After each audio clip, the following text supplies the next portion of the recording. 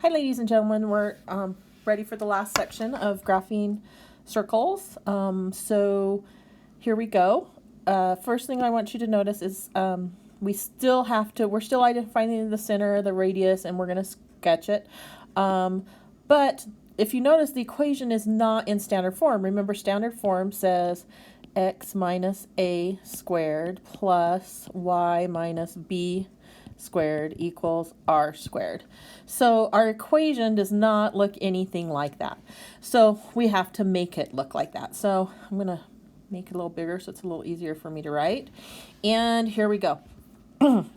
So in order to make it look like standard equation, I want to get my constant on the other side. So I'm going to add 15 to both sides of my equal sign. And I'm going to group my x's together, and I'm going to group my y's together. So I'm going to write this as x squared plus 8x plus some number plus y squared minus 6y plus some number equals 15. Okay, so that's what we have so far. So I put it this way with the blank because we need to complete the square. I know you haven't heard that for a while, but we are going to complete the square. And I need to know what goes on my blank. Well, I'm going to slide over just a little bit. What goes on my blank, remember how ax squared plus bx plus c, how are b and c related? Well, c equals b divided by 2 squared. Remember that? So what goes on my line?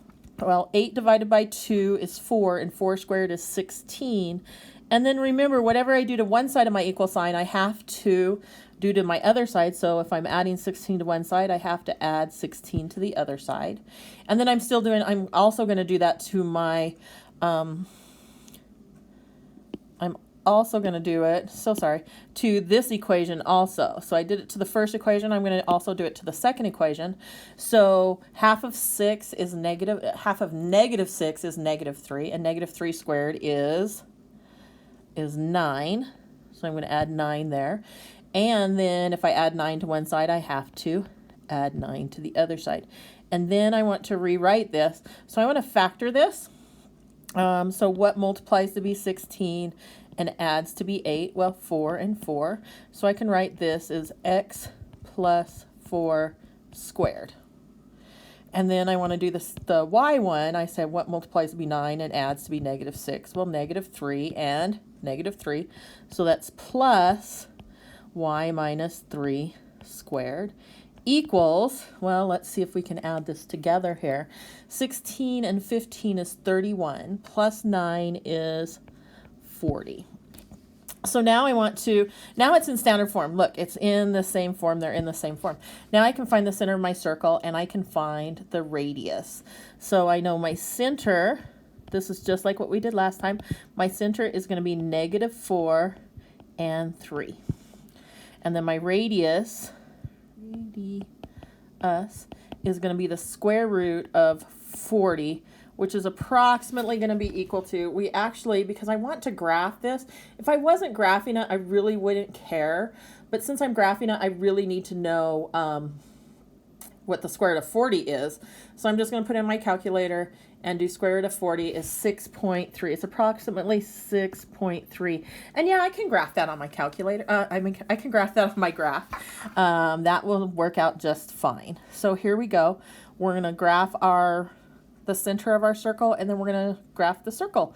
So negative 4, 1, 2, 3, 4, negative 4, positive 3. There we go. So I have to go 6.3 in each direction. So 1, 2, 3, 4, 5, 6, and a little bit. So it's somewhere right there. 1, 2, 3, 4, 5, 6, and a little bit. 2, 3, 4, 5, 6. And it's about a third, right? So 3, 4, 5, 6, and about a third right there. So now I'm going to draw oh, that was a bad circle.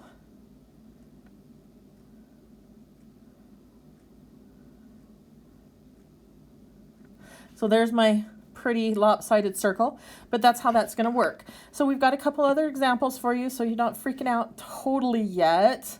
So let's go ahead and go to the next one, and we're going to do exactly the same thing. I don't know why that didn't go up there. Here we go. Add 15 to both sides. Okay, and group my x's together. So I've got x squared plus 6x plus some number plus y squared minus 4y plus some number equals 15.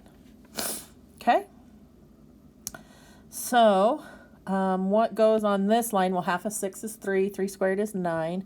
If I add 9 to one side, I'm going to add 9 to the other side. And the same for the y's. So half of negative 4 is negative 2. Negative 2 squared is 4. And I'm going to add 4 over here.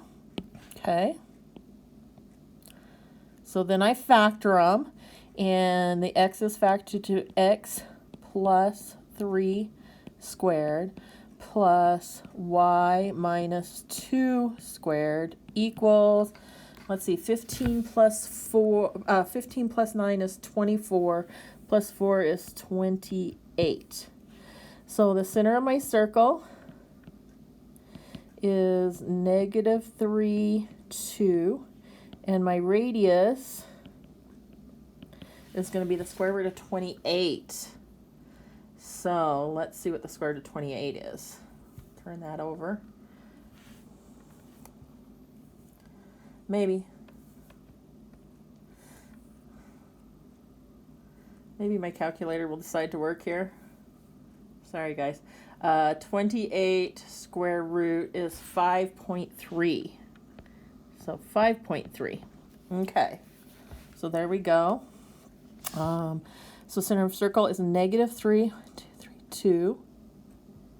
And this time it's 5 1/3. So 1, 2, 3, 4, 5 and about 1/3. 1, 2, 3, 4, 5 and about 1/3. 1, 2, 3, 4, 5 and about 1/3. 1, 2, 3, 4, 5 and about 1/3. And attempt to draw a circle here.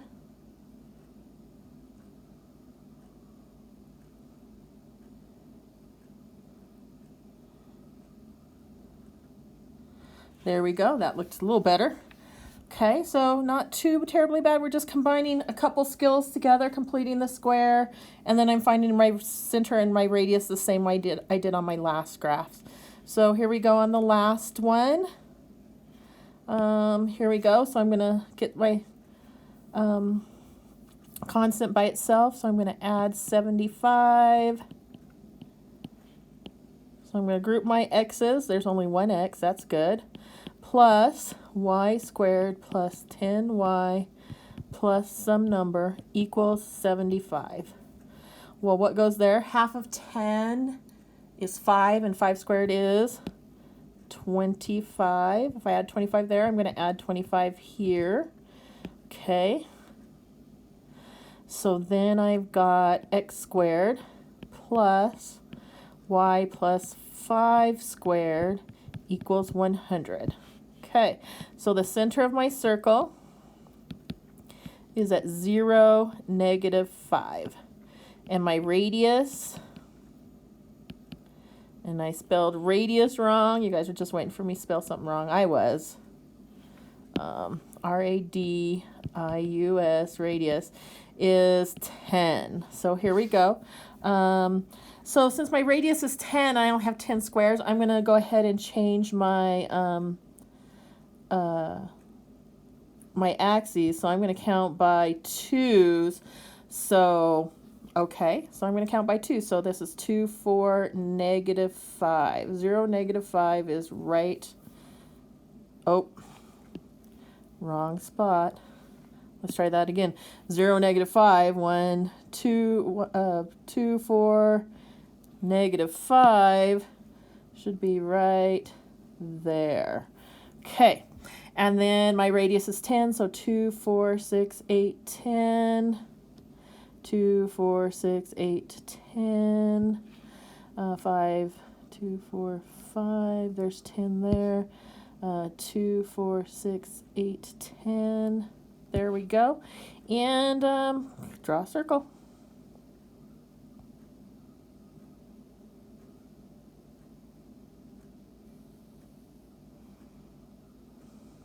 Okay, so there's the circles. If they give me an equation where I need to actually put it in standard form, make sure if you have any questions, you either email me through Canvas or why I'm saying, just so you know, to email me through Canvas is because I get those ones quicker, and as long as it's not too late, I'll usually try and answer you back the same day.